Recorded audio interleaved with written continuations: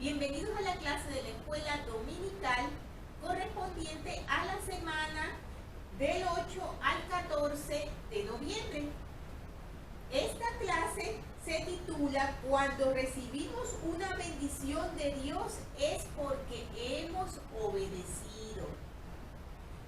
Y las secciones de doctrina y convenios que trataremos en esta clase son las 129 a las 132. Recuerden que cuando suba este video, hermanos, no corresponde a la fecha de las clases que estamos viendo porque por problemas personales yo me atrasé en subir los videos, pero estoy tratando de subir las secciones de doctrinas y convenios que no pude subir para que estén completas y así terminemos todo el libro de doctrinas y convenios que es tan hermoso y tan importante para nuestra edificación espiritual. Tenemos entonces una lección muy especial, me encanta el título, ¿verdad? Cuando recibimos una bendición de Dios es porque hemos obedecido. Eso es un principio, hermanos, que es importantísimo y vital que entendamos. En esta lección vamos a repasar puntos muy importantes. Vamos a hablar del matrimonio celestial, que es algo también importantísimo. Vamos a hablar acerca de esa bendición tan especial que tenemos cuando obedecemos al Señor y realizamos las ordenanzas de un matrimonio eterno, con lo cual nosotros podemos tener la esperanza de estar con nuestros seres queridos por toda la eternidad.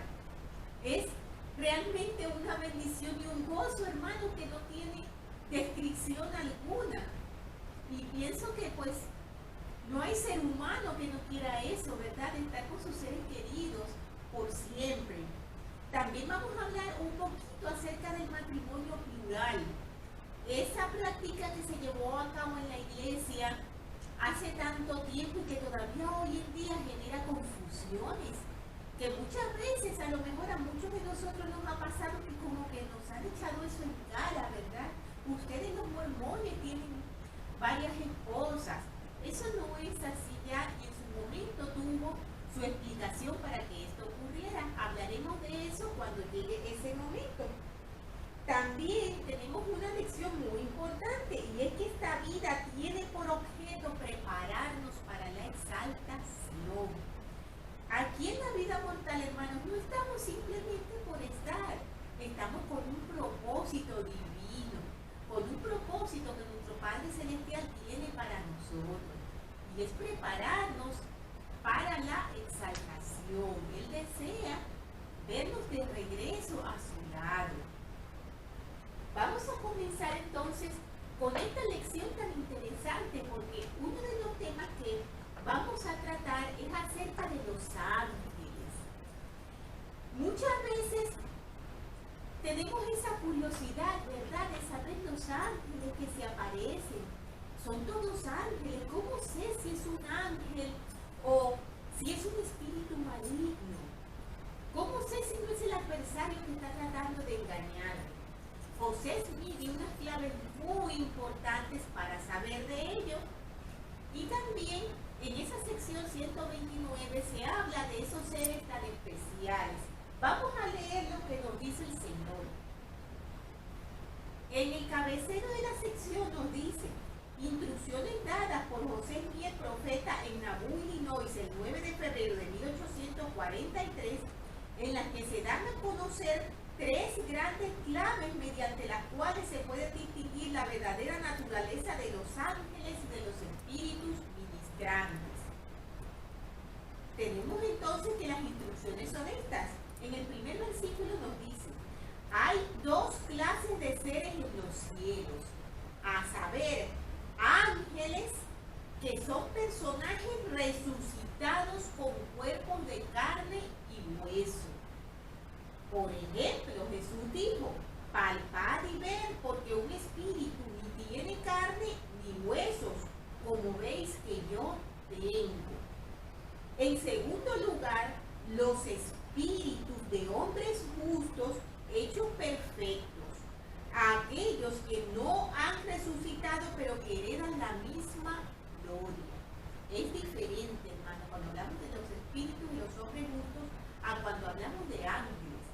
porque los espíritus son meramente espíritus y los ángeles, como nos han mencionado aquí, son personajes resucitados y tienen también cuerpo de carne y hueso.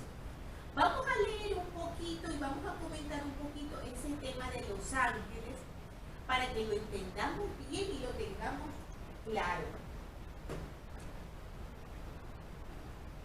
¿Qué diferencia hay entre un espíritu y un ángel? Que es lo que estábamos mencionando ahora mismo. El presidente John Cannon explicó esto con bastante detalle. Quiero leérselo para que no perdamos ningún detalle de este tema tan especial. En el sentido más amplio, todo ser que actúa como mensajero de nuestro Padre Celestial es un ángel, ya sea un Dios, un varón resucitado o el espíritu de un hombre justo.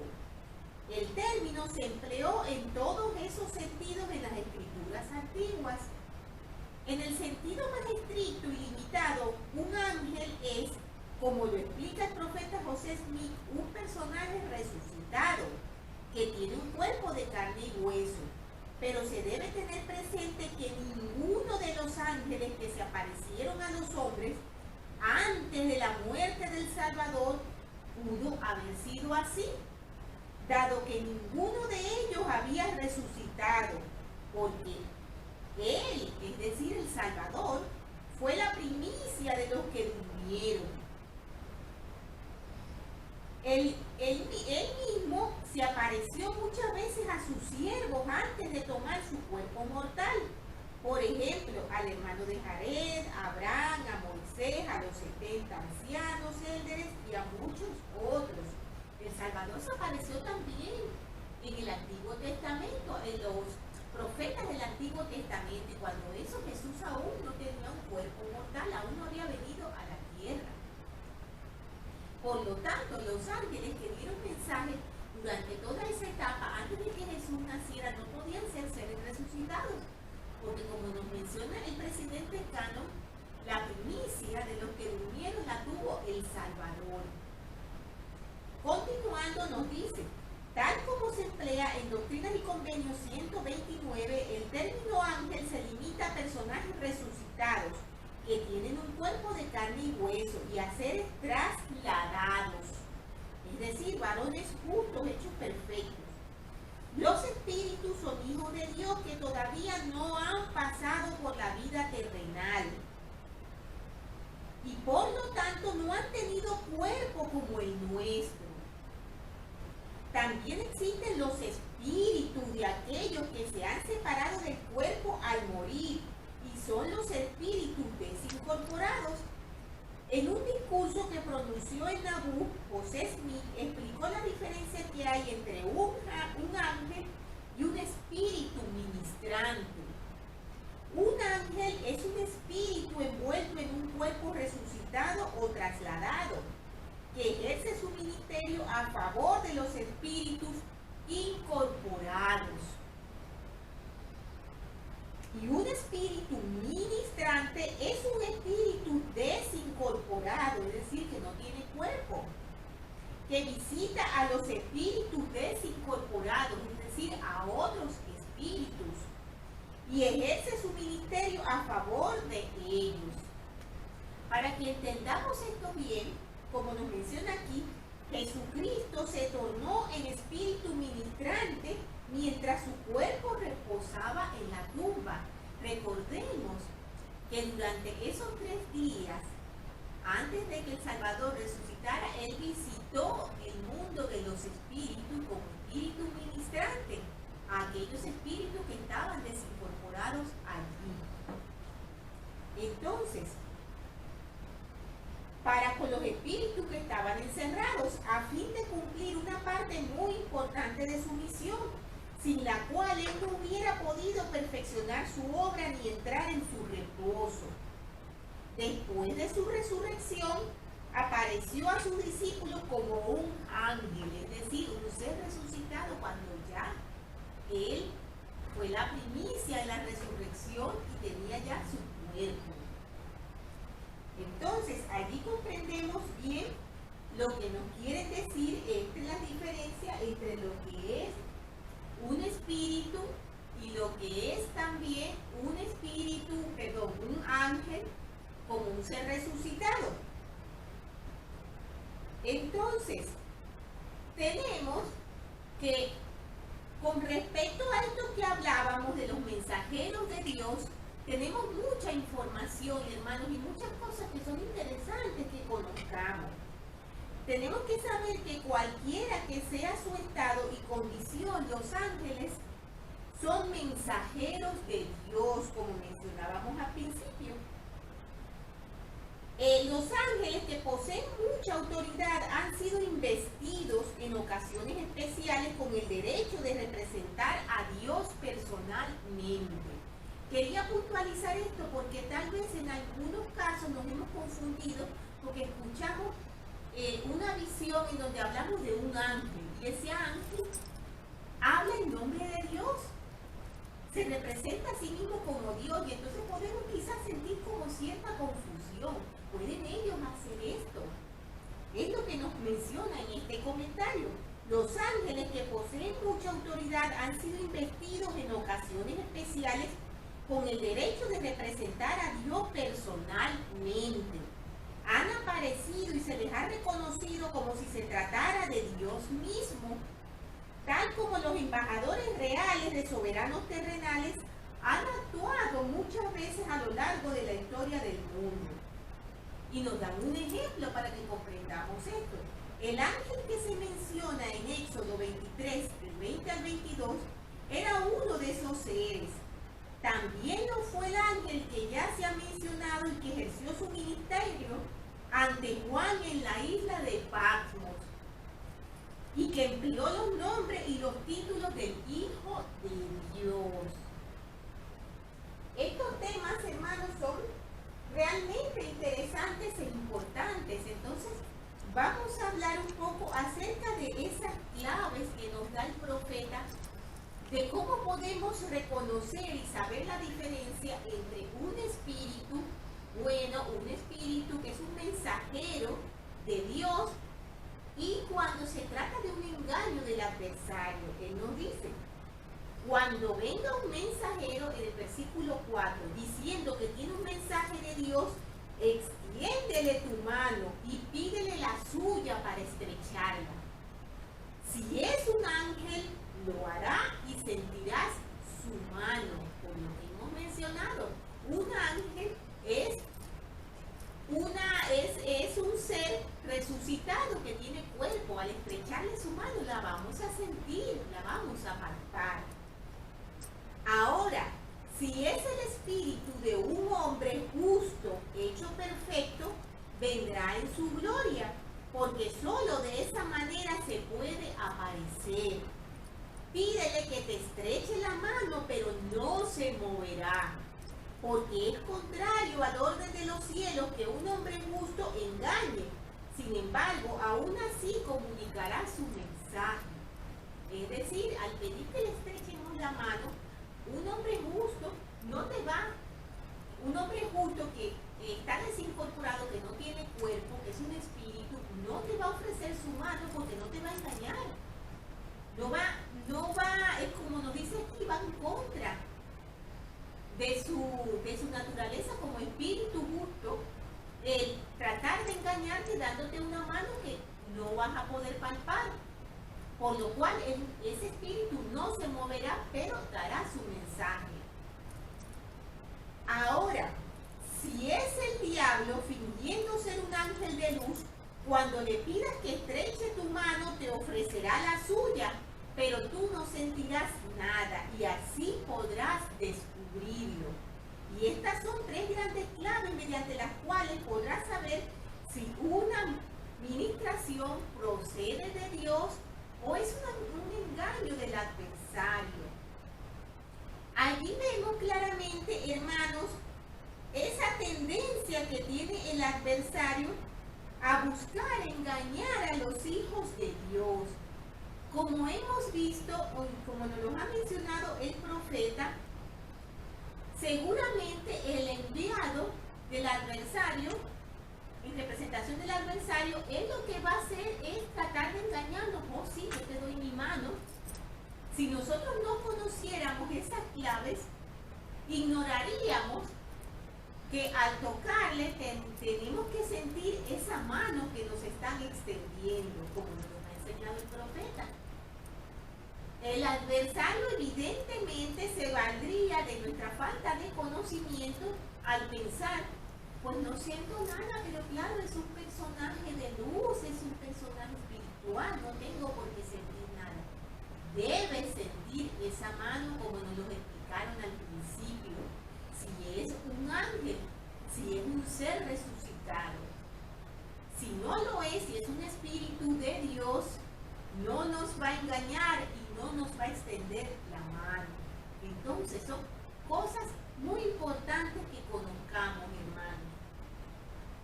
Continuemos entonces con la siguiente sección, que es la 130, y que nos habla de puntos de instrucción dados por José Smith, el profeta, en Ramos, Illinois, el 2 de abril de 1843. Nos habla acerca de que el Padre y el Hijo pueden aparecerse personalmente a los hombres, que los ángeles moran en una esfera celestial, que la tierra celestial será un gran Urim y Tumim. Son varios versículos, hermanos, que evidentemente no podemos abarcarlos todos. Vamos a mencionar algunos de ellos. En el versículo 2 nos dice, y la misma sociabilidad que existe entre nosotros aquí, existirá entre nosotros allá, pero la acompañará una gloria eterna que ahora no conocemos. Tenemos, hermanos, que si recuerdan, en un principio mencionamos que una de las lecciones importantes en estas secciones era que nos estábamos preparando para la exaltación en este tiempo de probación. Y entonces hemos hablado aquí acerca de la sociabilidad, de cómo son las cosas aquí en la tierra y cómo nos preparan para lo que sería en el cielo. Y nos podemos preguntar, porque nos dan aquí varias indicaciones acerca de todo ello. Y nos podemos preguntar, ¿cuál es el destino de los seres celestializados? ¿Cuál es el destino de todas esas personas que a través de su conocimiento, que a través de su diligencia, que a través de perseverar hasta el fin alcanzan la gloria celestial? Entonces, el lugar de esas personas, como ya lo hemos leído en muchas escrituras, evidentemente van a estar en la presencia de nuestro Padre Celestial y de nuestro Salvador Jesucristo. Pero estar en esa presencia, hermanos, no es algo que ganamos sin hacer nada, no es algo que ganamos solo haciendo lo mínimo. Necesitamos hacer cada una de las cosas que nuestro Padre Celestial nos ha indicado. Quiero leerles algo con respecto a ello que es bastante importante y dice lo siguiente: las ordenanzas del templo, las investiduras y los sellamientos pertenecen a la exaltación en el reino celestial, donde están los hijos e hijas de Dios. Los hijos e hijas de Dios no están afuera en algún otro reino. Los hijos e hijas de Dios entran en la casa, pertenecen a la casa, tienen acceso al hogar. En la casa de mi Padre muchas moradas hay, como dijo el Salvador.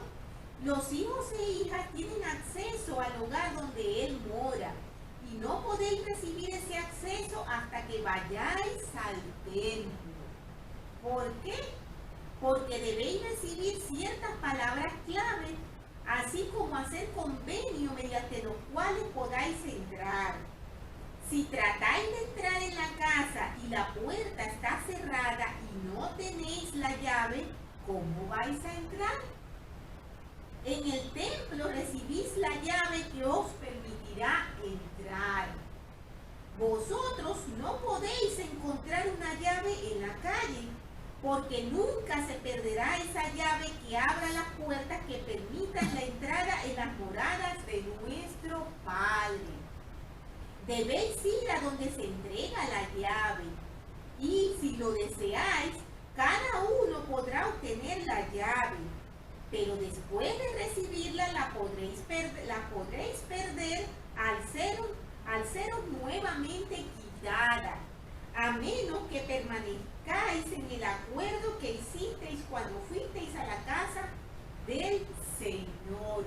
Esto que nos mencionan aquí es importantísimo, hermano, porque muchas veces podemos caer en la confusión de pensar que cuando hemos ido al templo y hemos hecho todas las ordenanzas, ya hemos hecho todo lo que teníamos que hacer para ganar nuestra exaltación, porque ya hemos cumplido con las ordenanzas. Evidentemente, como nos han dicho aquí, al ir al templo nos son entregadas las llaves, pero esas llaves no pueden ser quitadas, aunque hayamos hecho las ordenanzas. ¿Por qué no pueden ser quitadas? Cuando nosotros dejamos de cumplir con esos convenios, cuando dejamos de ser obedientes, cuando abandonamos todos esos compromisos que hemos hecho con nuestro Padre Celestial y dejamos de lado esas importantes instrucciones que hemos recibido. Entonces, eso es bien importante. En los versículos del 20 al 21 de la sección 130 nos dice lo siguiente.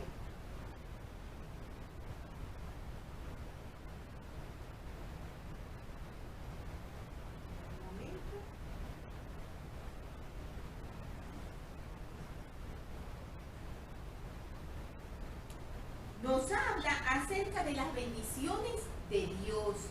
Como nos dice el título de la clase, cuando recibimos una bendición de Dios es porque hemos obedecido la ley a la cual se refiere esa bendición. Y en el 20 nos dice lo siguiente: hay una ley irrevocablemente decretada en el cielo antes de la fundación de este mundo, sobre la cual todas las bendiciones se basan. Y cuando recibimos una bendición de Dios es porque se obedece a aquella ley sobre la cual se basa. El Padre tiene un cuerpo de carne y hueso, tangibles como el hombre, así también el Hijo. Pero el Espíritu Santo no tiene un cuerpo de carne y hueso, sino que es un personaje de espíritu. De no ser así, el Espíritu Santo no podría morar en nosotros. El hombre puede recibir el Espíritu Santo y este puede descender sobre él y también puede no permanecer con él. Tenemos allí, hermanos, esas palabras acerca del Espíritu Santo y los personajes de la Trinidad nos recuerdan mucho a esos discursos tan hermosos que nos dan en el bautismo acerca del Espíritu Santo, ¿verdad? Y tenemos allí una advertencia muy fuerte parecida a la que mencionábamos antes con respecto a las ordenanzas que hacemos en el templo. Como nos mencionan allí, el Espíritu Santo puede sernos otorgado, como dice aquí, puede descender sobre nosotros, mas puede no permanecer. ¿Y cuándo no permanece?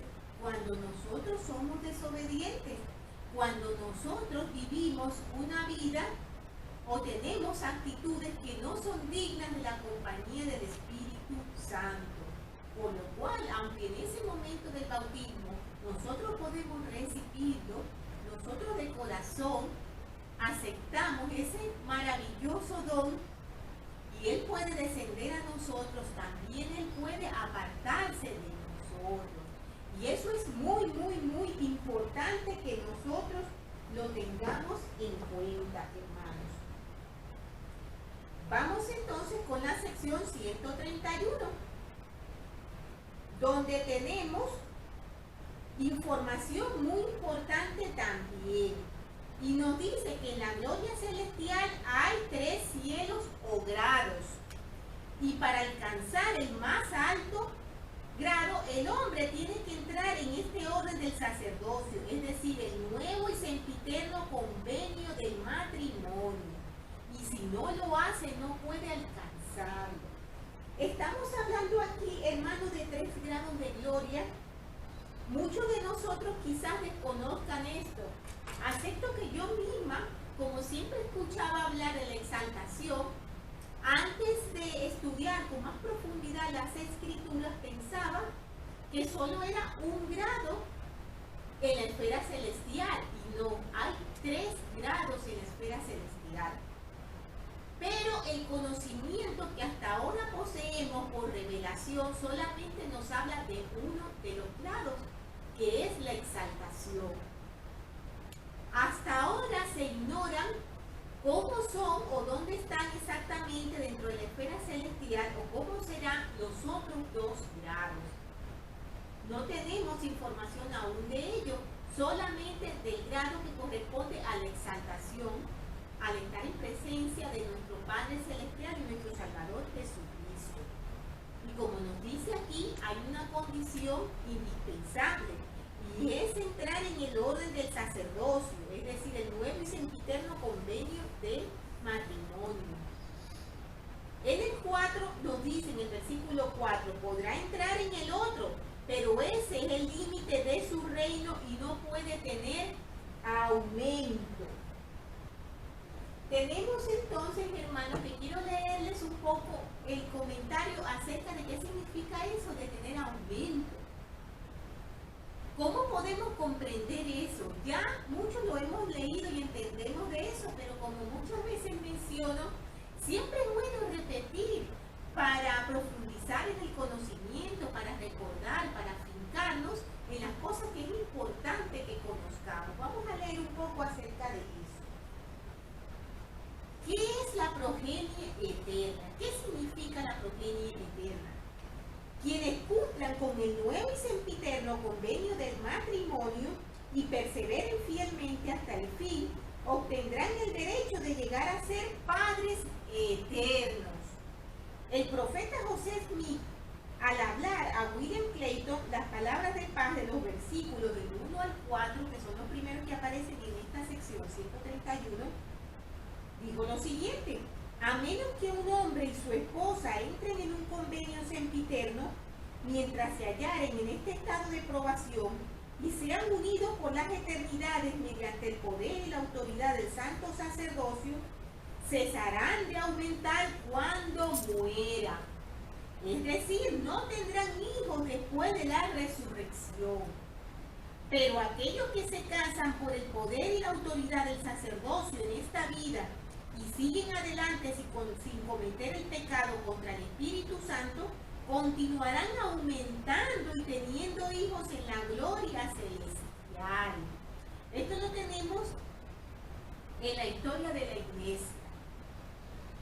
El 30 de junio de 1916, la primera presidencia de la Iglesia, para entonces el presidente Joseph Fielding Smith, declaró: hasta donde se nos ha dado a conocer las etapas del progreso eterno por revelación divina, hemos de comprender que solo los seres resucitados y glorificados pueden llegar a tener hijos espirituales. Únicamente esas almas exaltadas han alcanzado la madurez en la trayectoria designada de la vida eterna, y los hijos espirituales que tengan en los mundos eternos pasarán en la debida secuencia por los diversos estados o etapas por las que los padres glorificados han alcanzado la exaltación, así como lo estamos haciendo nosotros ahora, pasando por todas estas etapas. El presidente Spencer W. Kimball enseñó que el derecho de tener progenie eterna dependerá directamente de la forma en que las personas guarden su convenio matrimonial en esta vida. O sea que es algo realmente importante e indispensable, hermanos. Nos dice también en el 5, nos habla que la palabra profética más seguro significa que un hombre sepa por revelación y el espíritu de profecía que está sellado por vida eterna mediante el poder del santo sacerdocio. Podemos conocerlo en nuestra vida mortal, tener esa palabra profética que nos asegura estar sellados para la vida eterna. Qué hermosa promesa, ¿verdad, hermanos? Qué gozo tan grande el poder tener esa certeza aún estando en vida mortal.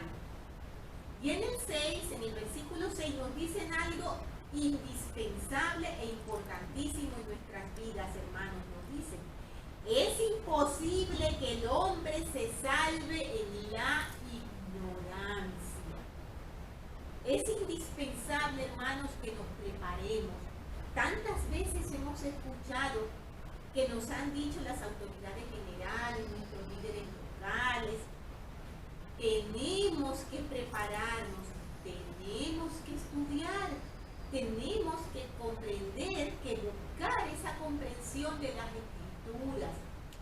Tenemos que obtener ese conocimiento que tanto necesitamos, porque en ese conocimiento va nuestra salvación. Si nosotros no conocemos qué es lo que debemos hacer, que es indispensable que nosotros debamos obedecer, ¿cómo vamos a hacerlo, hermanos? Esto es importantísimo. Hay un comentario que quería leerles que me gustó mucho acerca de ello. Y dice, ¿qué importancia tiene el conocimiento? El profeta José Smith declaró, el hombre no puede ser salvo sino al paso que adquiere conocimiento. Porque si no obtiene conocimiento, algún poder maligno lo dominará en el otro mundo. Y por consiguiente, en el otro mundo, porque los espíritus malos tendrán más conocimiento y por consiguiente más poder que muchos de los hombres que se hallan en el mundo. De modo que se precisa la revelación para que nos ayude y nos dé conocimiento de las cosas de Dios. Entonces, hermanos, tener conocimiento sí es importante. Por favor, necesitamos leer las Escrituras, necesitamos orar, necesitamos buscar esas revelaciones tan importantes para conocer esas verdades que son indispensables para nuestra salvación. Recordemos, como nos dicen las Escrituras, que ese conocimiento que nosotros estamos adquiriendo ahora en nuestra vida mortal nos va a acompañar en la eternidad. Y tanto conocimiento que tengamos allí, tanta más ventaja nosotros tendremos.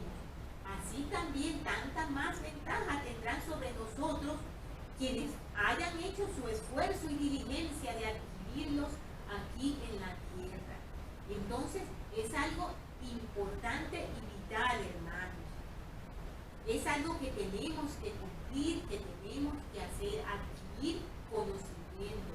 Nuestro Padre Celestial nos ha dejado todo preparado, hermanos. Tenemos las Escrituras, tenemos a un profeta, un vidente y revelador, tenemos líderes locales, tenemos líderes generales, tenemos muchísima información que necesitamos leer, que necesitamos meditar, que necesitamos aprender.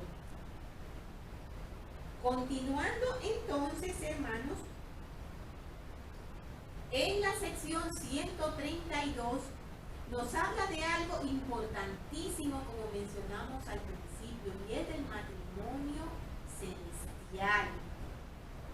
Tenemos que esta revelación fue dada por medio de José Smith, el profeta, en Nauvoo, Illinois, asentadas en el registro del 12 de julio de 1843, relacionada con el nuevo y sempiterno convenio que comprende la eternidad del convenio matrimonial y el principio del matrimonio plural.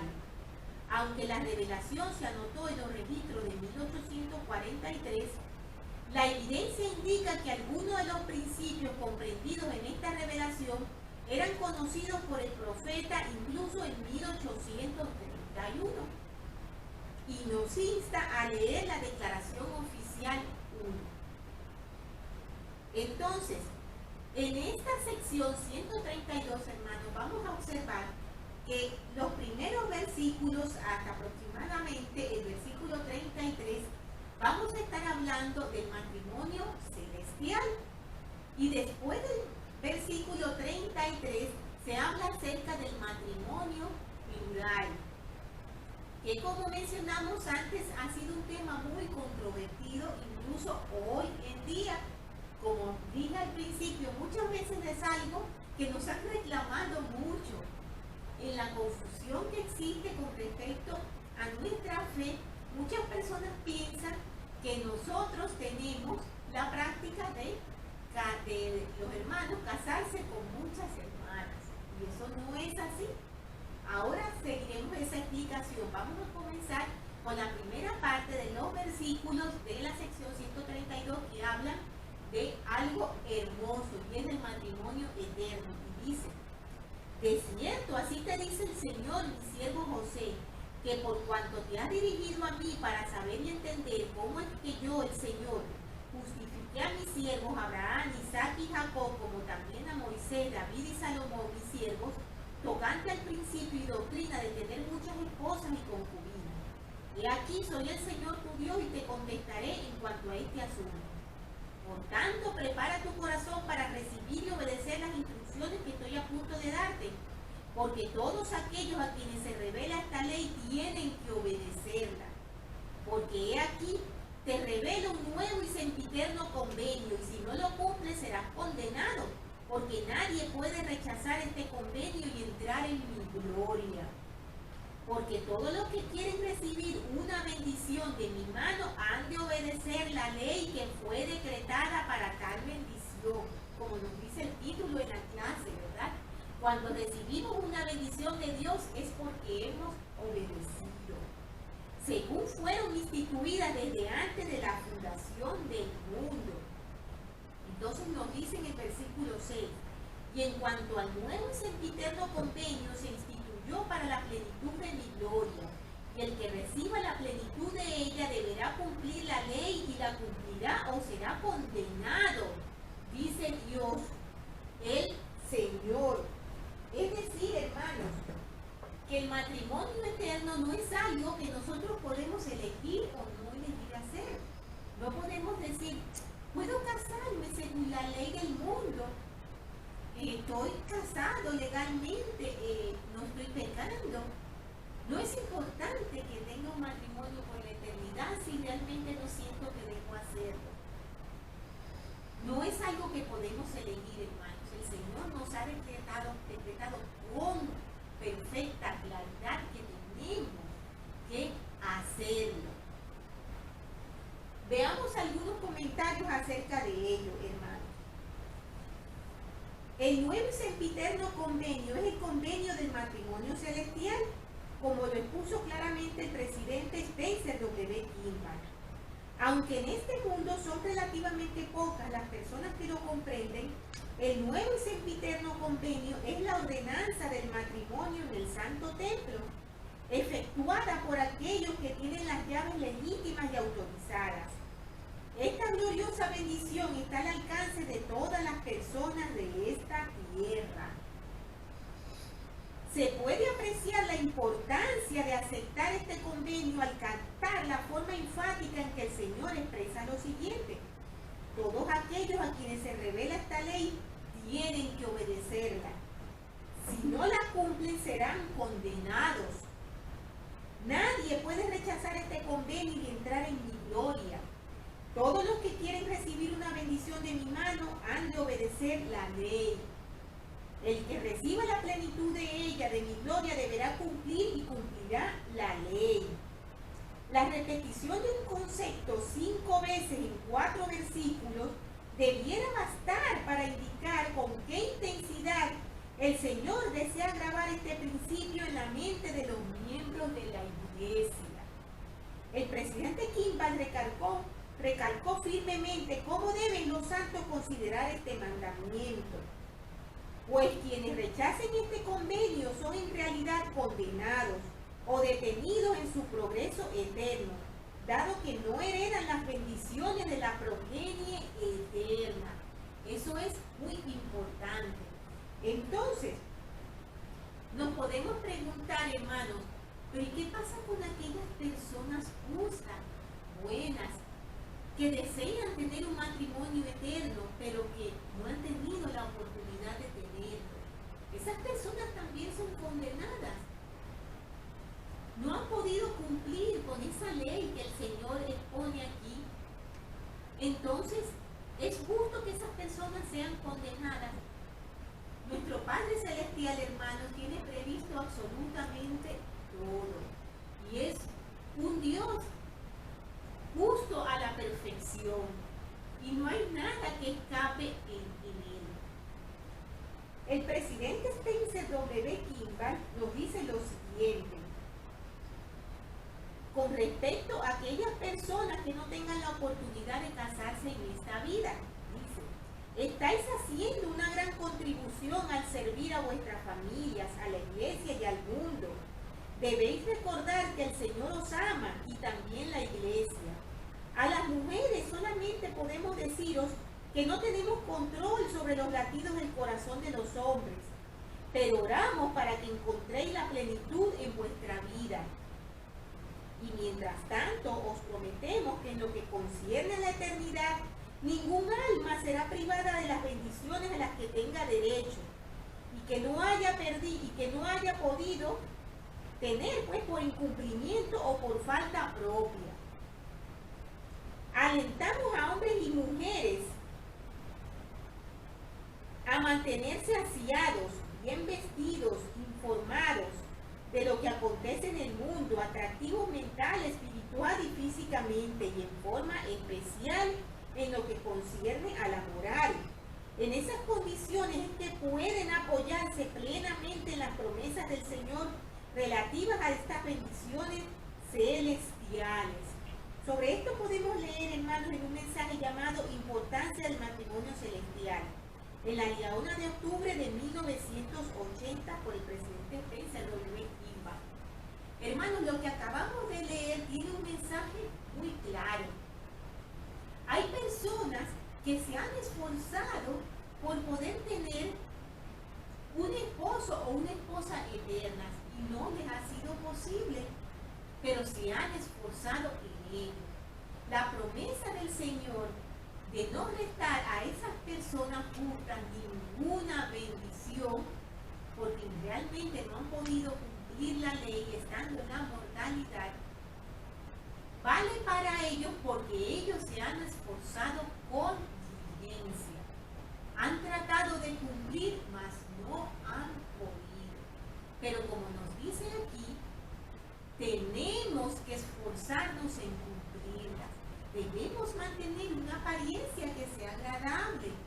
Debemos procurar conocer otras personas, debemos estar informados, debemos ser virtuosos y estar preparados para encontrar una persona con la cual podamos tener una familia eterna.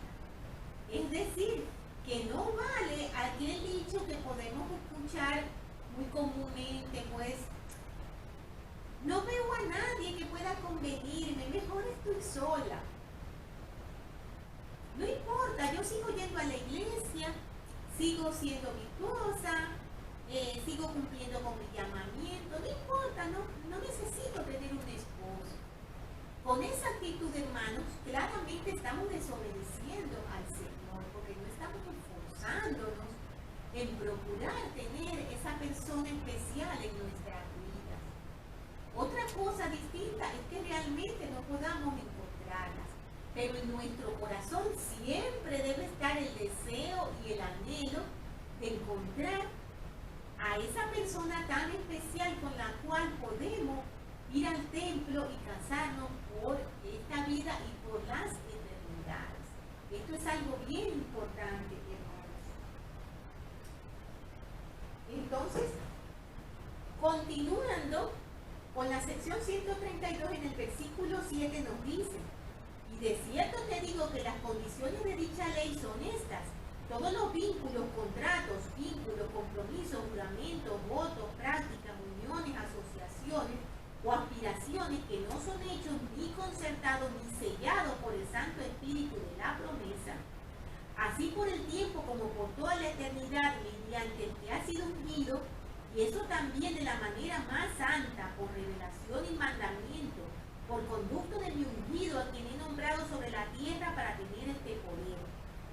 Y en ese momento el Señor había nombrado al profeta José Smith, y nos menciona aquí que a él es conferido este poder y las llaves del sacerdocio. Dice: ninguna eficacia, virtud o fuerza tiene la resurrección de los muertos ni después, porque todo contrato que no se hace con este fin termina cuando mueren los hombres. Nos habla de que que estar sellados cuando somos sellados, cuando estamos realizando estas ordenanzas en el templo, tienen que estar selladas por el Santo Espíritu de la promesa. ¿Qué es el Santo Espíritu de la promesa? ¿A qué nos referimos con ello? El elder Bruce McConkie comentó lo siguiente: el Espíritu Santo es el Santo Espíritu, es el Santo Espíritu que se promete en el bautismo, o en otras palabras, el Santo Espíritu de la promesa. Como ejemplo, esto significa que el bautismo, el participar en la Santa Cena, el bendecir a los enfermos, el casamiento y todo convenio que el hombre haga con el Señor, aparte de todos los demás contratos, vínculos y compromisos, deben efectuarse en justicia por y para las personas que sean dignas de recibir las bendiciones en cuestión. Lo que no se efectúe de ese modo no tendrá valor ni será sellado en la eternidad. Dado que el Consolador sabe todas las cosas, es lógico suponer que no es posible mentir al Espíritu Santo.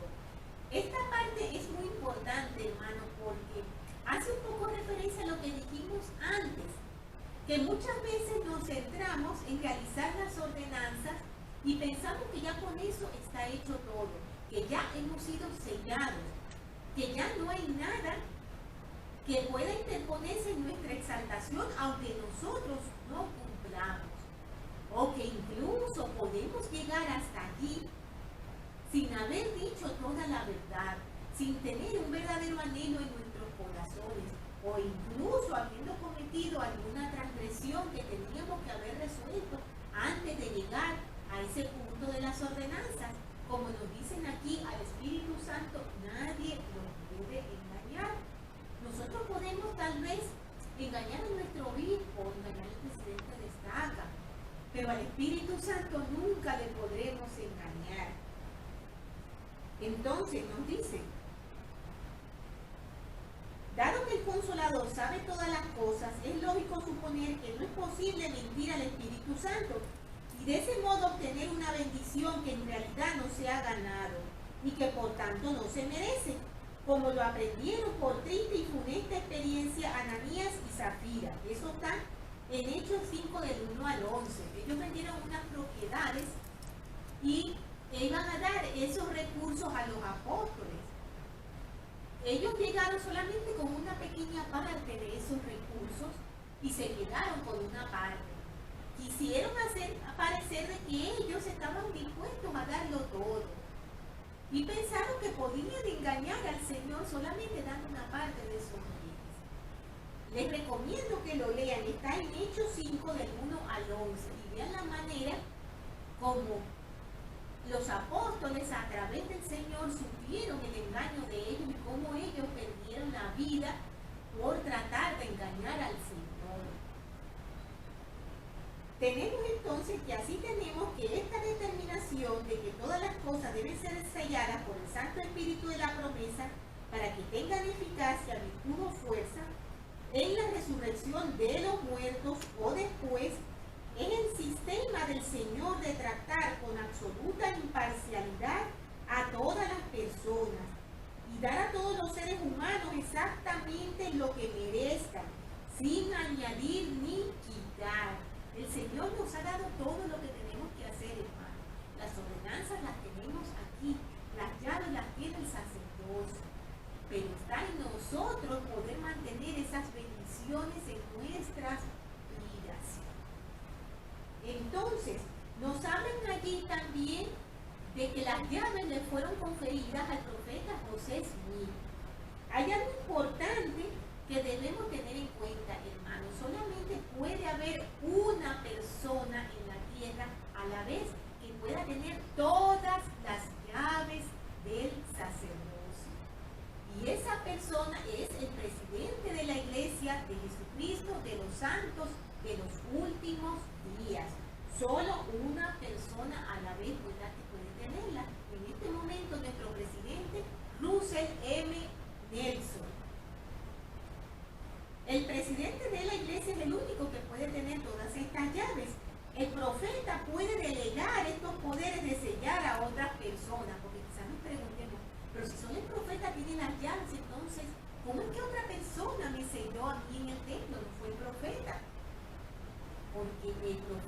puede, como nos menciona el comentario, delegar estos poderes de sellar a otras personas.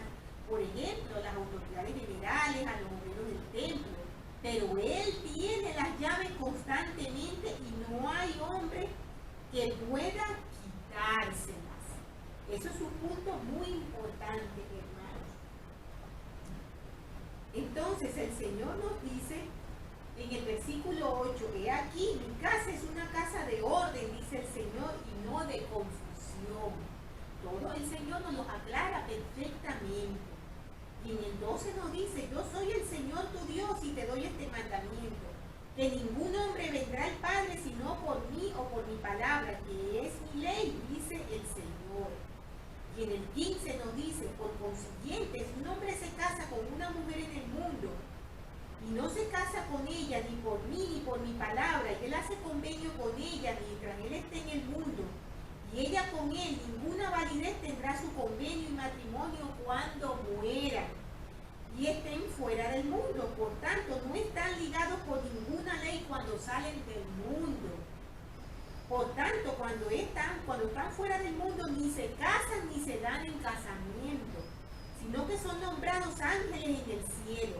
Ángeles que son siervos ministrantes para ministrar a aquellos que son dignos de un peso de gloria mayor y predominante y eterno. Aquí tenemos, hermanos, la importancia tan grande que tiene que nosotros nos esforcemos ahora en cumplir con esa ley.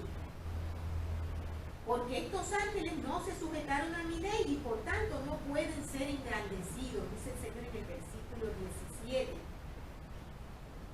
Y en el 18 nos dice, además, de cierto te digo que si un hombre se casa con una mujer y hace convenio con ella, por el tiempo y por la eternidad, y si ese convenio no se efectúa por mí ni por mi palabra, que es mi ley, ni es hallado por el Santo Espíritu de la promesa, entonces no es válido ni estará en vigor cuando salgan del mundo.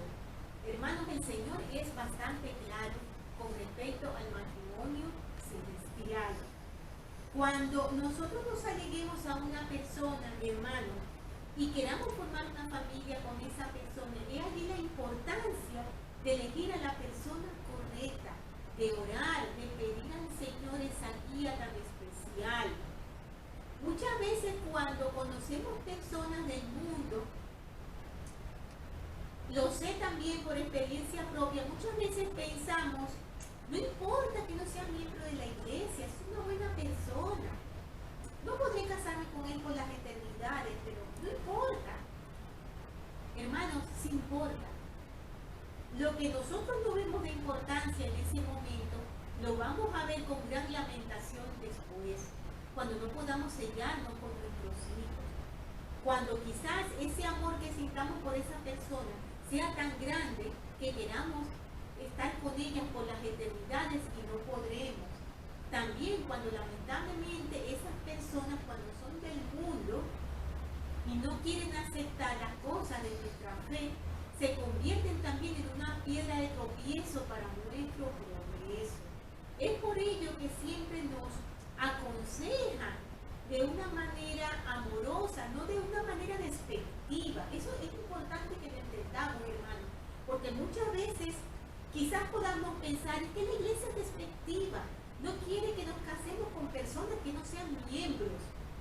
No se trata de ser despectivo, se trata de que lo que quieren nuestros líderes, lo que quiere el Señor es que nosotros tengamos un matrimonio celestial, que podamos acceder a todas esas bendiciones, que no tengamos que estar sumidos en una gran tristeza al no poder alcanzar todas esas bendiciones.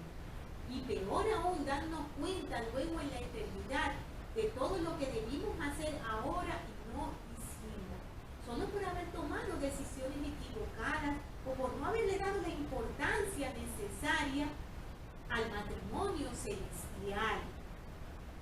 Siempre que nosotros nos allegamos a una persona y sentimos algo verdadero por ella, nuestra meta debe de ser, hermanos, ser sellados en el templo. El presidente Kimball dijo algunas palabras bastante fuertes con respecto a ello que me parece que es importante que escuchemos, hermanos, para que entendamos. El presidente Spencer W. Kimball dijo: cuán terminante, cuán aterrador, puesto que sabemos bien que la muerte no pone fin a nuestra existencia, pues tenemos el conocimiento de que la vida continúa más allá de la tumba. Cuán devastador es darse cuenta de que el matrimonio y la vida familiar, tan gratos y felices en muchos hogares, terminarán con la muerte, porque no se siguieron las instrucciones de Dios o porque se rechazó su palabra después de haberla comprendido. Está claro en la declaración del Señor que los hombres y las mujeres justos y justas recibirán los debidos galardones de sus obras. Ahora, si no cumplen con lo debido, no serán condenados según el concepto de la terminología comúnmente aceptada, pero se enfrentarán a muchas limitaciones y privaciones y no podrán alcanzar el reino más elevado. Llegarán a ser siervos ministrantes para aquellos que cumplieron con todas las leyes y vivieron todos los mandamientos. A continuación, el Señor se refiere a las excelentes personas que vivieron dignamente, pero que no hicieron sus contratos eternos.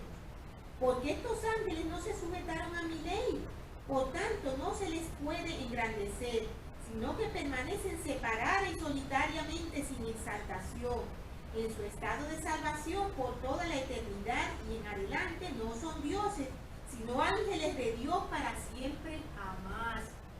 Nos dicen Doctrinas y Convenios 132:17. Cuán concluyente y cuán limitativo.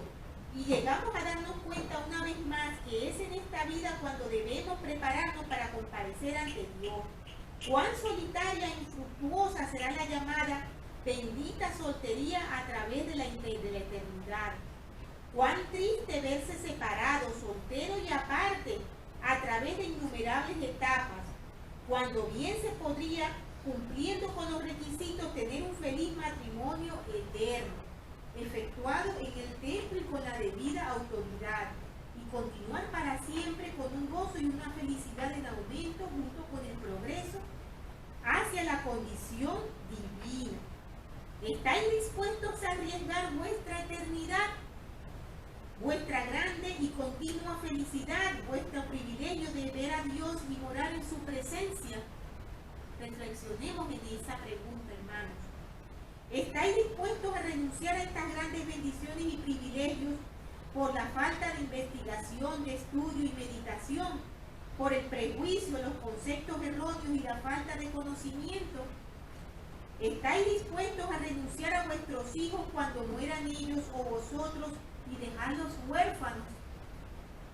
¿Estáis dispuestos a pasar por la eternidad en la más absoluta soledad, cuando os puede ser añadido sobre todas las más grandes alegrías que podáis haber experimentado en la vida, siendo estas aumentadas, multiplicadas y eternizadas? ¿Estáis dispuestos, como los saduceos, a pasar por alto y rechazar estas grandes verdades? Sinceramente os ruego que hagáis hoy una pausa, que sopecéis y meditéis estas cosas, y que enseguida procedáis con espíritu de oración a hacer eterno vuestro feliz matrimonio. Amigos nuestros, os rogamos que no paséis por alto este llamamiento. Os suplico que abráis los ojos y veáis, que descubráis vuestros oídos y escuchéis. Una amonestación muy fuerte y absolutamente verdadera, hermanos. Entonces, ¿en qué forma podemos nosotros alcanzar esa plenitud de gozo en la gloria de Dios? Hemos hablado de algunas condiciones para el matrimonio eterno, ¿verdad? ¿Cómo deben de ser las cosas? ¿Qué nos ha indicado el Señor? Aquí tenemos un resumen de algunos de los versículos de la sección 132, que nos dice lo siguiente: si los cónyuges se casan de acuerdo con la ley y la palabra del Señor, ¿qué ocurre? Heredarán tronos, reinos, principados, potestades y dominios, toda altura y toda profundidad, como nos dice en el versículo 19. En segundo lugar, se casan por medio de quien tiene las llaves del sacerdocio. Entonces, ¿qué ocurre? Que pasarán por los ángeles hacia su exaltación. Tercero, sellan su casamiento mediante el Santo Espíritu de la promesa. Entonces, serán dioses eternamente. Cuarto, permanecen en el convenio. Esto tiene que ver mucho con la obediencia que tanto hemos mencionado. Entonces, tendrán continuación de las vidas. Para obtener la salvación después del bautismo es necesario guardar los mandamientos de Dios, nos los mencionan siempre, ¿verdad? Y perseverar hasta el fin, como nos dice en 2 de Nefi 31 del 17 al 21. Para alcanzar la exaltación después del matrimonio celestial, es necesario continuar en la misma devoción y rectitud.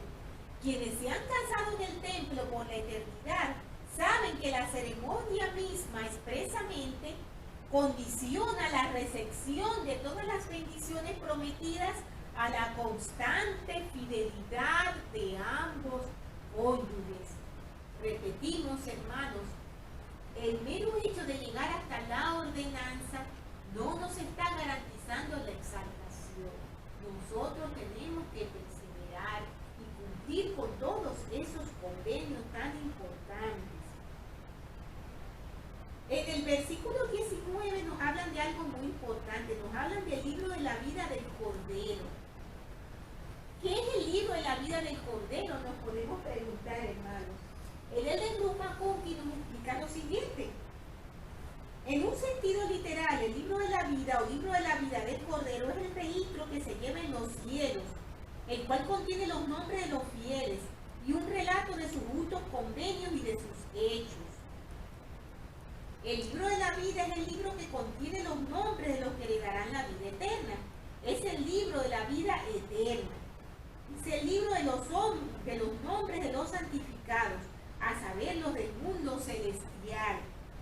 Los nombres de los santos fieles se inscriben en el libro de la vida mientras todavía se hallan en la vida terrenal. Mas esos nombres son borrados en caso de iniquidad. De nuevo tenemos esa importante advertencia, hermanos, de que nosotros necesitamos permanecer firmes. Hay otras cosas también que quiero aclararles con respecto a estos versículos. Ya para el final, en el versículo 46 nos dice lo siguiente. Vamos a buscar el versículo 46. Nos dice: de cierto te digo que lo que sellares en la tierra será sellado en los cielos, y lo que atares en la tierra en mi nombre y por mi palabra, dice el Señor, será eternamente atado en los cielos, y los pecados de cualquier persona que remitas en la tierra serán eternamente remitidos en los cielos, y los pecados de cualquier persona que retengas en la tierra serán retenidos en los cielos. Y podemos preguntarnos, ¿se puede romper el sellamiento en el templo? Y a la vez también podemos hacernos otra pregunta: ¿es que puede un hombre perdonar los pecados, como nos dicen allí? Vamos a aclarar esos dos puntos que son importantes, hermanos. Los miembros de la iglesia deben entender claramente que el poder de sellar es también el poder de quitar el sello. Ese poder lo posee el presidente de la iglesia, tal como ha sido el caso en todas las dispensaciones. Con respecto a este poder de sellar y de cancelar los sellamientos de un matrimonio eterno, en el templo, el Elder McConkie escribió: hablando con propiedad, no hay tal cosa como divorcio del templo. En esta época los divorcios son asuntos civiles que resuelven los tribunales de la tierra. Pero luego del divorcio civil de las personas que se han casado por la eternidad en el templo, si las circunstancias son lo suficientemente serias para justificarlo, el presidente de la iglesia tiene el poder para cancelar los sellamientos en cuestión. Él tiene las llaves y el poder para ligar y desligar en la tierra y en los cielos. Habíamos mencionado otro punto también, que era este tema del perdón de los pecados. ¿Puede el presidente de la iglesia perdonar pecados? Nos podemos preguntar, de acuerdo a lo que leímos en ese versículo 46. Solamente Dios puede perdonar los pecados, pero por inspiración un siervo del Señor puede anunciar que Dios ha perdonado. El obispo y otros líderes del sacerdocio también tienen la mayordomía de extender el perdón en nombre de la iglesia por pecados graves, Pero el perdón del Señor solamente puede venir de Dios por medio de revelación. Para que tengamos este punto en claro. En verdad, hermanos, esta clase es bastante extensa y no podemos cubrir absolutamente todos los puntos. Yo les invito a que lo lean con mucho detenimiento y estén seguros de entender todas esas indicaciones tan especiales que nos da el Señor. Quiero finalizar, hermanos, con mi testimonio de que sea absolutamente que esta es la iglesia verdadera y sea absolutamente que el libro de Doctrinas y Convenios es verdadero. Que nuestro Padre Celestial nos ama y nos ha dado instrucciones muy precisas para que nosotros podamos prepararnos para la exaltación en la mortalidad, como estamos ahora en esta etapa, como nos mencionaba una de las lecciones de estas secciones que hemos estudiado. Sea absolutamente, hermanos, que mi Salvador Jesucristo vive, que nos ama, que nos ayuda y que nos lleva de la mano por todo este largo camino. Si confiamos en Él y nos allegamos a Él, vamos a volver a su presencia, la presencia también de nuestro Padre Celestial. Sé absolutamente y sin ninguna duda que las familias pueden ser eternas y que es una gran bendición sellarnos en el templo con nuestros esposos, con nuestras esposas, sellarnos con nuestros hijos y saber con gran gozo que podemos hacer todas esas obras vicarias y tener una unión familiar por toda la eternidad. Y todas estas cosas con mucho amor y humildad dejo en el sagrado nombre de Jesucristo. Amén. Tengan, hermanos,